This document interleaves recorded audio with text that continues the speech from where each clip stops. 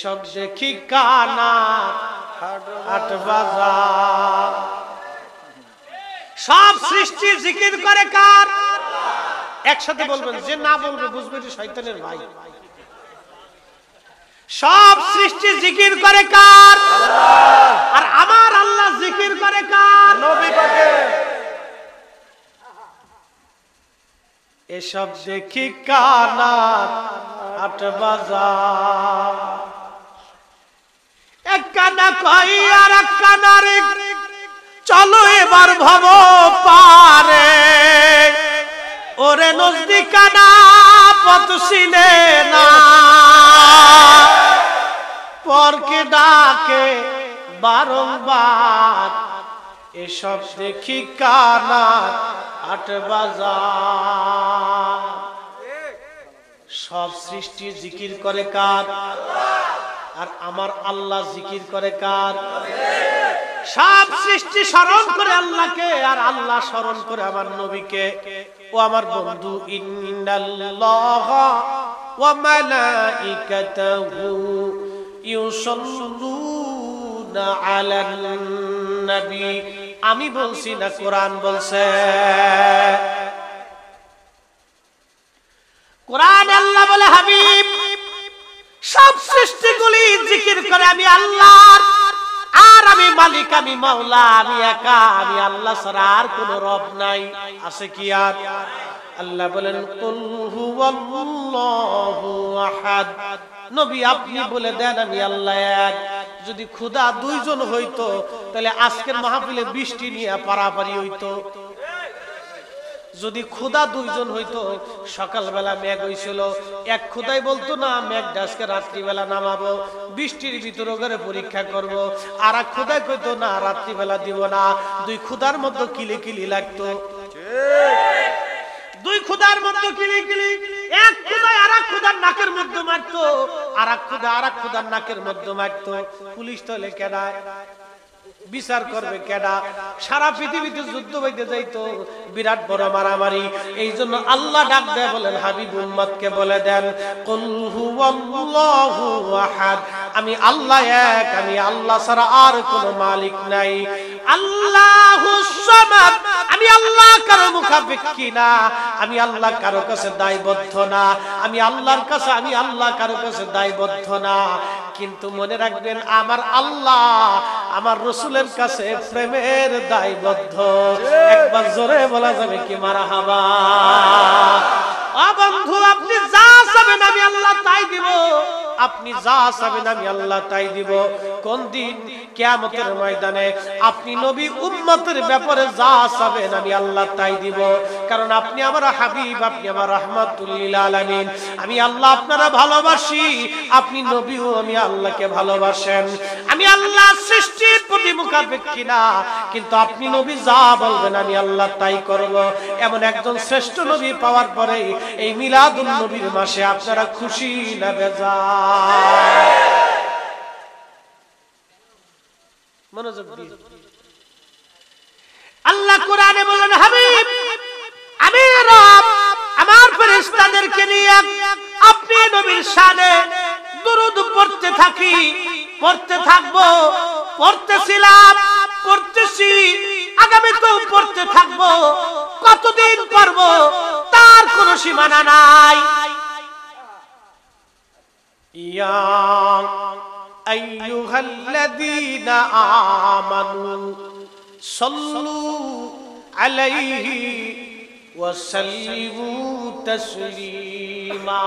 ও ঈমানদার, তোমরা যারা ঈমান আনছো, ঈমানওয়ালা, তোমরা যারা ঈমানওয়ালা, তার মানে আমাদেরকে আল্লাহ ডাক দিছে, তোমরা যারা ঈমানওয়ালা তোমরা শুনিয়া নাও, আমার ওই নবীর উপরে তোমরা দুরূদ ও সালাম পাঠাও। একসাথে জোরে জোরে বলবেন কি মারহাবা? এই জন্য আমরা সুন্নিরা অধিক পরিমাণে দুরূদ শরীফ পড়ি। আর ওরা সহ্য করতে না পারে, আমরা খালি বেদাতি বেদাতি কই। ইসলামপুর রসুলপুরবাসী, রসুলপুরের মুসলমান, মাইকের আওয়াজ যত দূরে যায় বাপ, খুব মনোযোগ দিয়ে শুনবেন। ও নবী কত বড় দামি নবী, আহা রাহমাতুল লিল আলামিন দুনিয়াতে তশরীফ আনবে, তার আগে 1,24,000 নবী রাসূল চলে গেল। আদম নবী চলে গেল, মুসা নবী চলে গেল, ঈসা নবী চলে গেল, সব নবীরা চলে গেল। কোন নবীর বেলায় জান্নাত থেকে রিসিভ করার জন্য কেউ আসলো না। কোন নবীর বেলায় জান্নাত থেকে রিসিভ করার জন্য কেউ আসলো না। রাহমাতুল লিল আলামিন দুনিয়াতে আসবে সাইয়্যিদা হযরত আমেনা রাদিয়াল্লাহু তাআলা আনহা।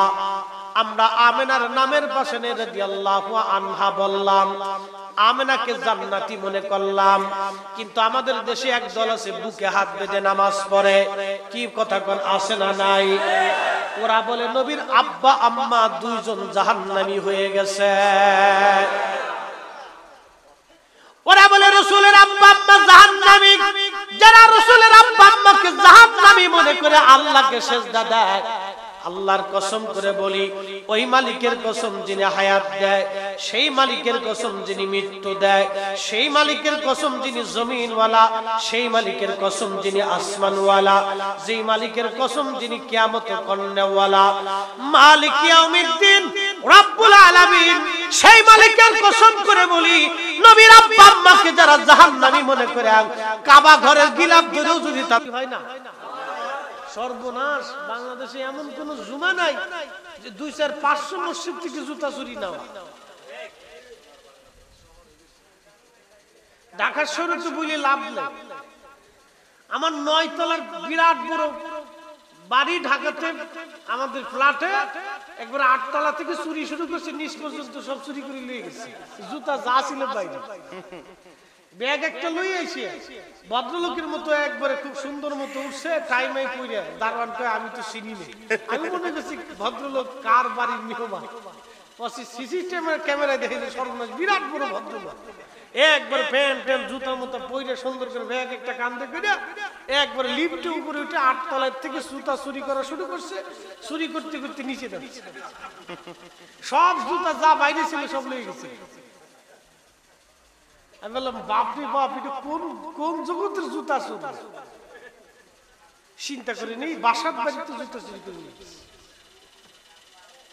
মসজিদে এক মুসল্লি একা, হুজুর জুতা চুরি লেগে গেছে। কি করতাম? মাইকিং করে কিয়ামত পর্যন্ত করলেও লাভ নেই।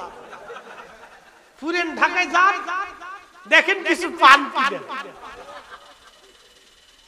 কি চোরে চোর, বাংলাদেশে মসজিদের জুতা চুরি হয়।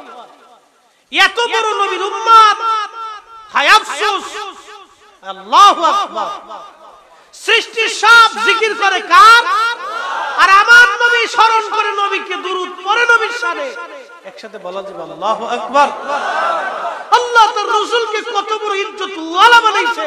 আমরা সেই নবীর উম্মত, ইজ্জতওয়ালা উম্মত। এখনো সুদের কারবারি করি, ঘুষের কারবারি করি, এখনো মানুষের মাথায় বাড়ি দিয়ে রক্ত চুষে খাই। ডিমের দাম বেড়ে যায়, হঠাৎ করে রসুনের দাম বাড়ে, পেঁয়াজের দাম বাড়ে, আবার মরিচের যে 1400 টাকা কেজি, খাওয়ার সাথে চেহারা দেখলেও শান্তি। পুরে দাম, মরিচের চেহারার দিকে চাইয়ে থাকতে বলছে, আরে মরিচ